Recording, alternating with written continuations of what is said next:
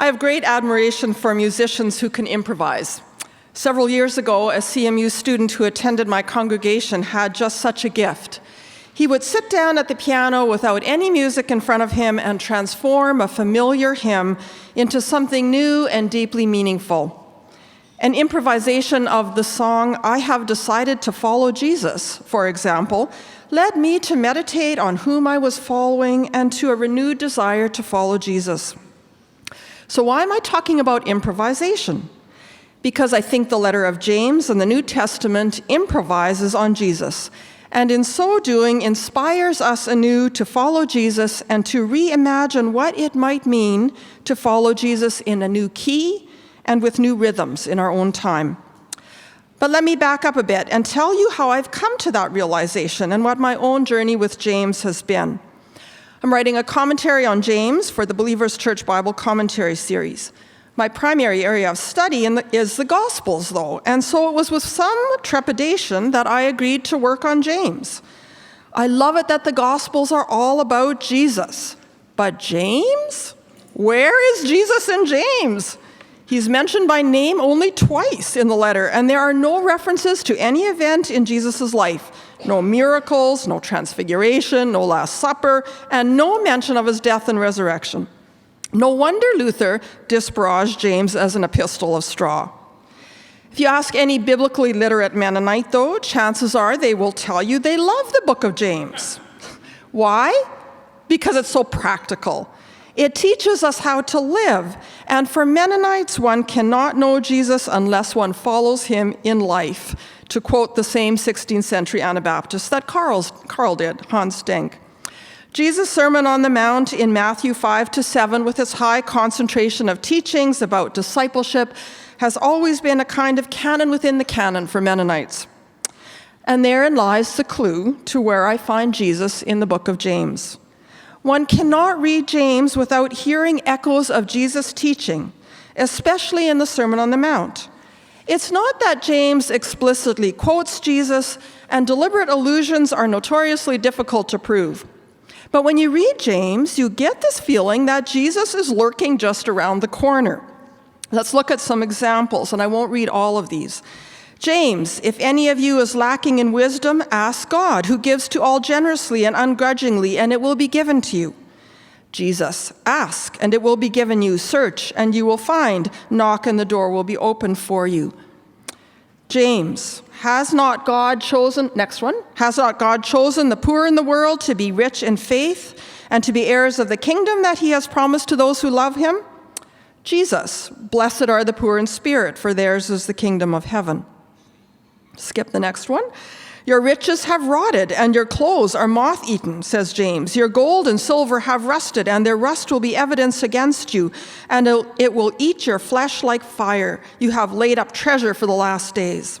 Jesus, in the Sermon on the Mount, says, do not store up for yourselves treasures on earth, where moth and rust consume, and where thieves break in and steal, but store up for yourselves treasures in heaven, and so on.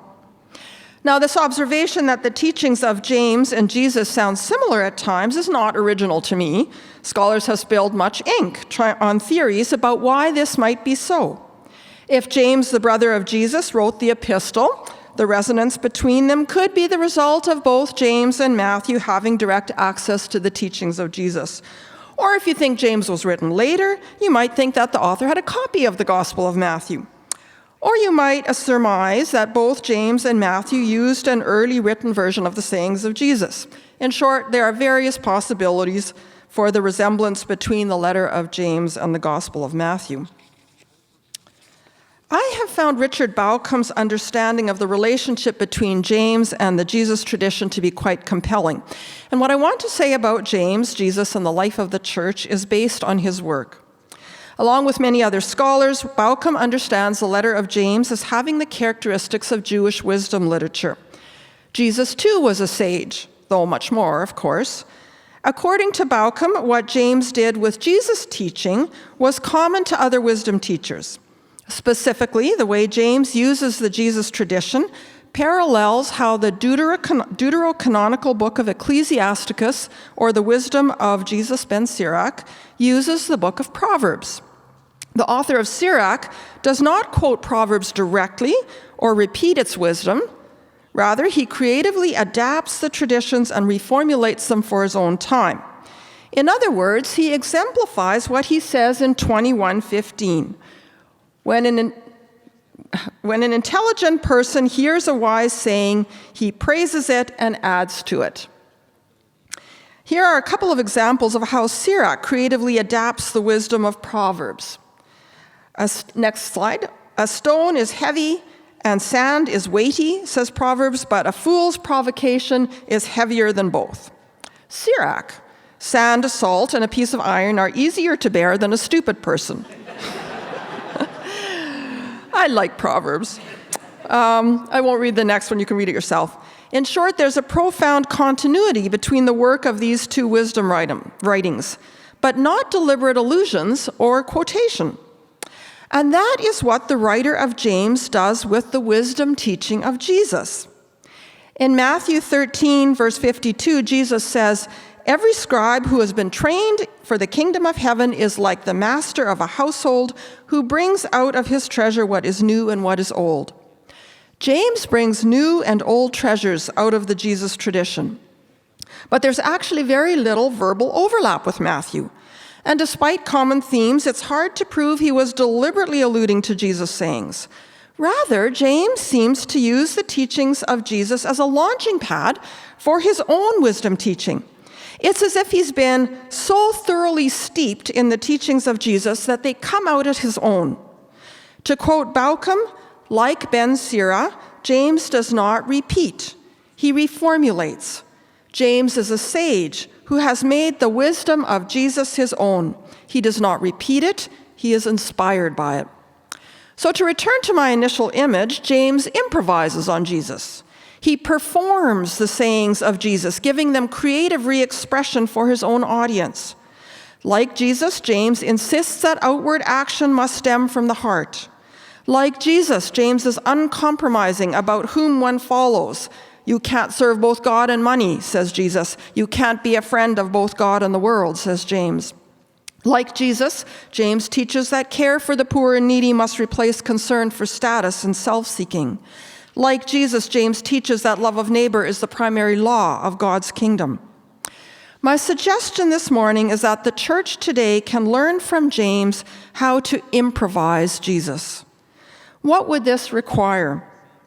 It means, first of all, that we become so steeped in the words and teachings of Jesus that they become part of us, that they unconsciously flow out of our speech and actions.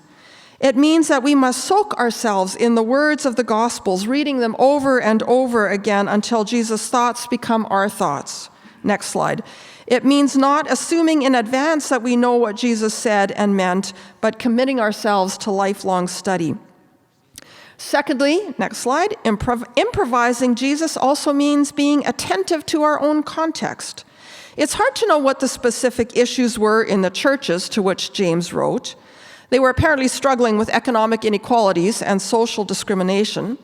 From the number of times that James addresses matters of speech and anger, I surmise that they were having issues with controlling their tongues. What are the particular needs in our own congregations and in our world today? Time doesn't permit us to get specific about this now, but James models for us that we not only need to make Jesus' teachings part of us, but then we also need to improvise on them for our own audiences. That is, give Jesus' wisdom creative re-expression for our own time. To conclude, I want to give just a couple of examples from James of what this might mean. The wisdom teaching in James that is most similar to something we find in the Gospels is the prohibition of oaths. James says, "Above all, my beloved, do not swear either by heaven or by earth or by any other oath, but let your yes be yes and your no be no, so that you may not fall under condemnation."